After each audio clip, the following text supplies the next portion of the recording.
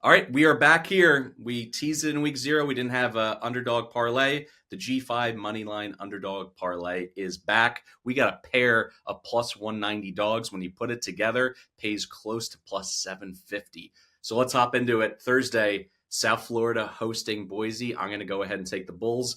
Byron Brown, when he's healthy, he can run the hell out of this veer and shoot offense. And Golish's attack, what they're going to do, they're going to walk those wide receivers outside the numbers right next to the sideline. Defensively, you have to go ahead and walk your DBs out there. What does that do? It simplifies things for the quarterback because you can't hide or disguise your blitzes. And if you're talking about Boise State football, they love to send the heat. So even if they are going to do that and they're going to gamble, at least Byron Brown pre-snap knows that it's coming. On the other side of things, no Dirk Cutter on the headset calling plays for the Broncos. Nate Potter in his first game in the big boy seat calling plays for the Broncos without Ashton Genty. So much more pressure on Madsen in this game because without Genty, who essentially you could even call a bad play, you could fail to audible out. He's going to break 2 or 3 tackles, take it to the house for 60 yards. The fact of the matter is Maddox has to be a difference maker, and I don't necessarily see it in terms of just the quarterback matchup between him and Brown.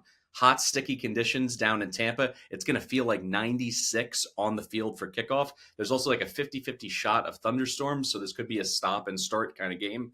All of those weird elements and angles, I like the home team, to be able to weather that storm figuratively and literally. And I think this is when it all clicks for Golish. He's 14th in returning production as a team, great quarterback for the system. And they have a real identity where what is going to be Boise's identity? We have to wait and see. Give me the home dogs. Oh, by the way, it's a blackout. Student section is going to be wearing all black. They get all black unis. I love the vibes. I'm going to go ahead here, plus 190 with USF to score a massive ranked upset against the number 25 team in America. All right, Duck, take me through UTEP. What are you seeing, and why do you like them at nearly 2-1? Yeah, really highly contested quarterback battle that went deep into fall camp. Malachi Nelson wins the job. I think he provides a little more upside than Skylar Locklear. The offense, I think, is just really ready to explode in this second year in the Scotty Walden system. They're loaded at receiver. They've got some running backs that can pop off. You've got the offensive line that added significant size and strength via the portal and in off-season conditioning. We should see much better pass protection this year with a little bit more familiarity in the system, in the Scotty Walden system here. Defense, I think, sees a significant talent upgrade as well for UTEP, specifically in the linebacker room. You got Micah Davey, who comes in from McNeese, and he was all over the field last year.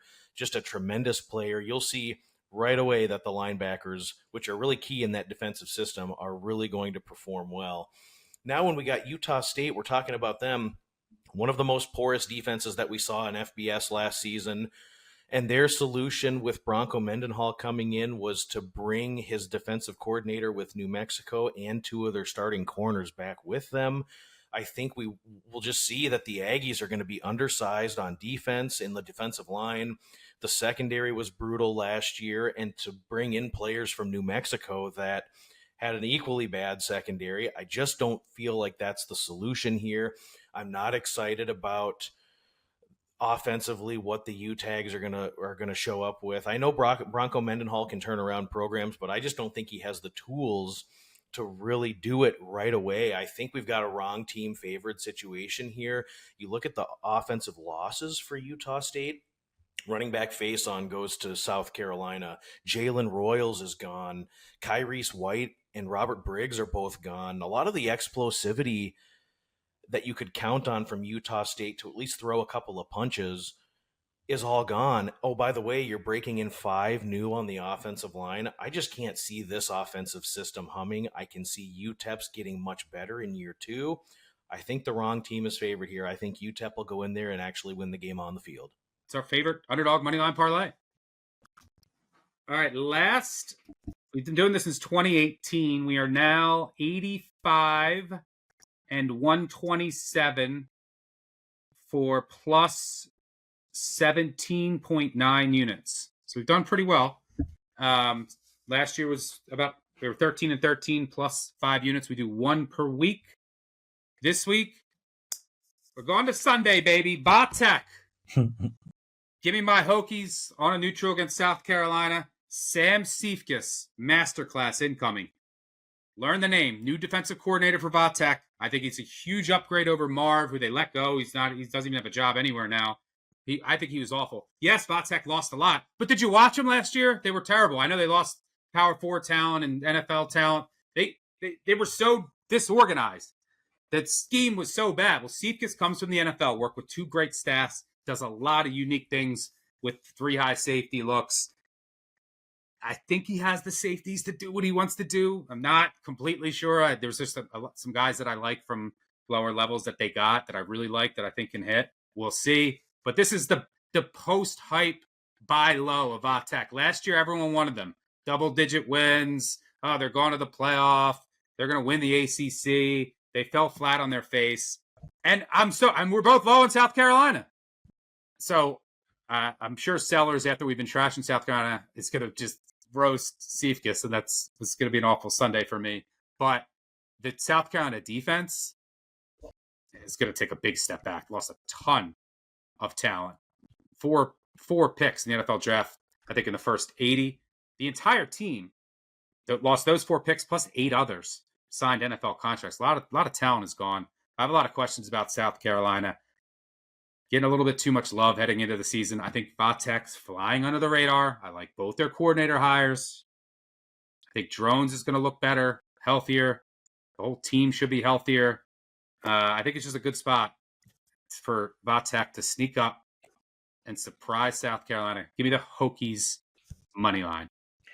How this game is on a neutral field in Mercedes-Benz, like it should be on a Sunday night in Blacksburg with Enter Sandman playing.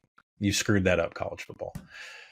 I wanted desperately to go Northwestern or Southern Miss. I'm going to wait to do long shots, which we've had success doing TD, 10-point, 13-point underdogs. We've hit them before, but I'm going to need some information before I go that long. So I'm just going to stick with Texas. I do like their chances up there. Sark, see you soon. Stay out of that bag. I know it's expanded for you with Arch. They're running the RPO, but don't get too much in your head down to the end zone. Too many questions for Ohio State. The defensive line downgrade that Arch can take care of with the RPO. Too many questions on the offensive side with Julian saying, how does he get the ball to Jeremiah Smith, who was shut down for only 1 catch on 3 targets last year against this very same Texas defense? Just way too many questions up and down for Ohio State. Particularly, ask yourself this question. Which set of coordinators would you rather have here? Would you rather have Steve Sarkisian calling the offensive plays against Matt Patricia? Would you rather have Brian Hartline with a watered-down playbook of Chip Kelly going up against Pete Kwiatkowski? The answer is Texas. So we're going Texas money line. Nice, safe, short money line to get this parlay home, hopefully, or at least kick it off before we get to Virginia Tech.